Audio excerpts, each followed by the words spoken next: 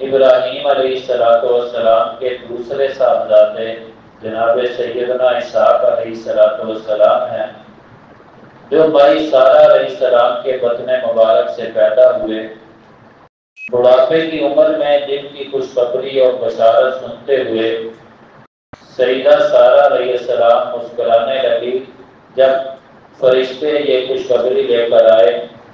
انشاءاللہ کوشش کریں گے آج کے جمعہ میں ہی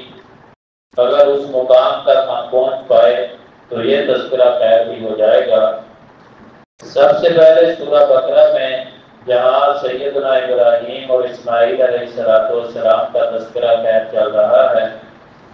اس کے ساتھ ہی 15ویں رکوع میں پہلے پارے کے اندر سورہ بقرہ میں آیت مبارکہ نمبر 130 سے اس رکوع کے اندر جناب سیدنا اسحاق علیہ السلام کا ذکر خیر ہے، جو سیدنا یعقوب علیہ السلام کے والد گرامی ہیں اور جناب سیدنا یوسف علیہ السلام کے دادا جان ہیں۔ اللہ سبحانہ و تعالی نے ان لوگوں کا رد فرمایا جو دین ابراہیمی کا دعویٰ تو کرتے ہیں لیکن اس دین پر عمل پیرا نہیں ہوتے۔ وَمَن يَرْغَبُ عَن مِّلَّةِ إِبْرَاهِيمَ إِلَّا مَن سَفِهَ نَفْسَهُ کہ دین ابراہیم سے اعراض پہلو تہی وہی شخص کر سکتا ہے جو احمق اور بے وقوف ہو چکا ہے۔ کوئی عقل مند سمجھدار آدمی دین ابراہیمی سے انحراف نہیں کرے گا۔ لَقَدِ اصْطَفَيْنَاهُ فِي الدُّنْيَا اللہ سبحانہ و تعالیٰ نے فرمایا یقیناً ہم نے ابراہیم علیہ السلام ان کی آل اولاد کو دنیا کی زندگی میں منتخب فرما لیا ہے، چن لیا ہے۔ وہ ہماری چنیدہ برگزیدہ پسندیدہ شخصیات اور ہستیاں ہیں، ان کی اولاد میں سے جن کو ہم نے نبوت سے رسالت سے سرفراز فرمایا۔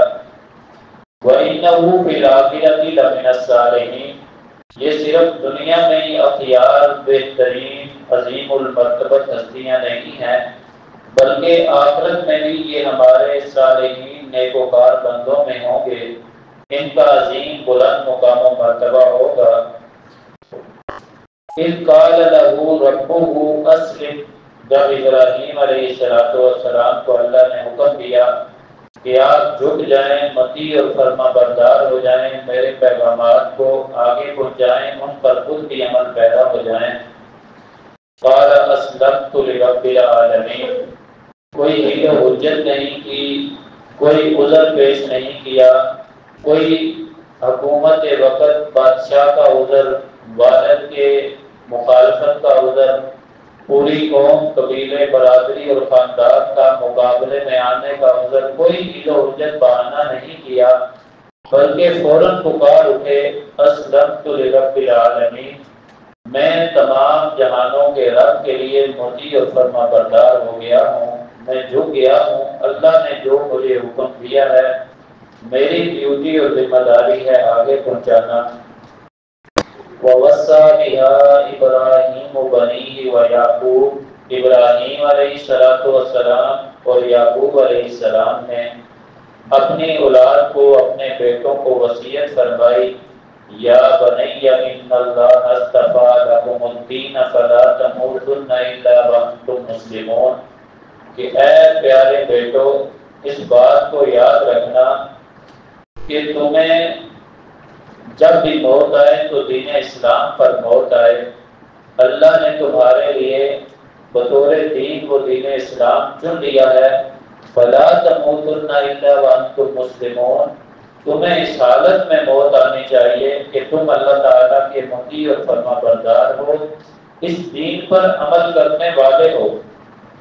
اب ہم ہر خطبہ جمعۃ المبارک میں بھی یہ آیت مبارکہ سنتے ہیں جس میں اہل ایمان، اہل تقوی کو اللہ کی طرف سے یہ حکم دیا جاتا ہے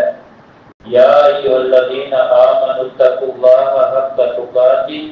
ولا تموتن الا وانتم مسلمون اے اہل ایمان اللہ سے ڈر جاؤ، تقوی اختیار کرو اور تمہیں موت نہ آئے مگر اس حالت میں کہ تم اللہ کے مطیع اور فرما بردار بندے ہو۔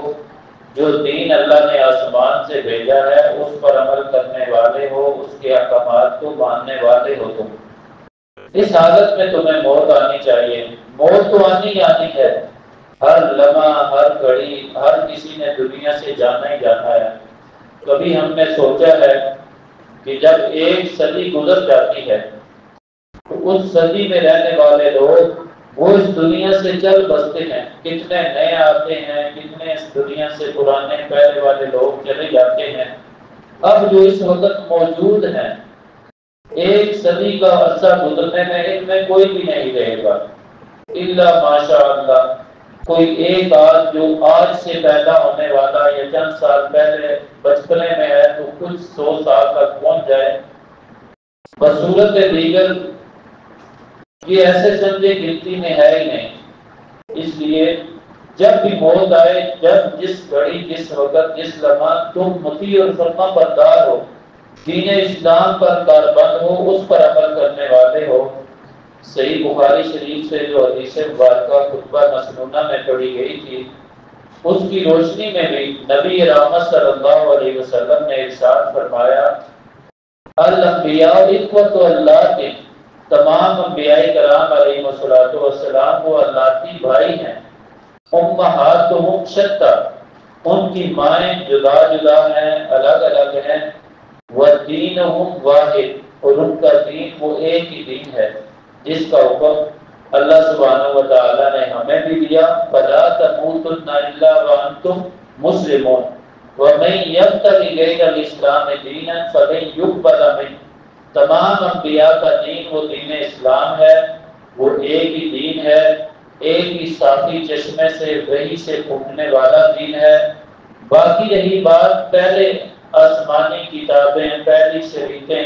ان کی جو باتیں منسوخ کرنے والی تھی وہ اللہ تعالیٰ نے منسوخ فرما دی قرآن کریم کے ذریعے سے، حدیث مبارکہ دین محمدی کے ذریعے سے۔ جو برقرار اور باقی رکھنی تھی ان کو اللہ تعالیٰ نے ذکر فرما دیا، وحی کے ذریعے نازل کر کے اس دین کو مکمل کر دیا ہے۔ یہ تمام انبیاء کرام علیہ الصلوۃ والسلام کا ایک ہی دین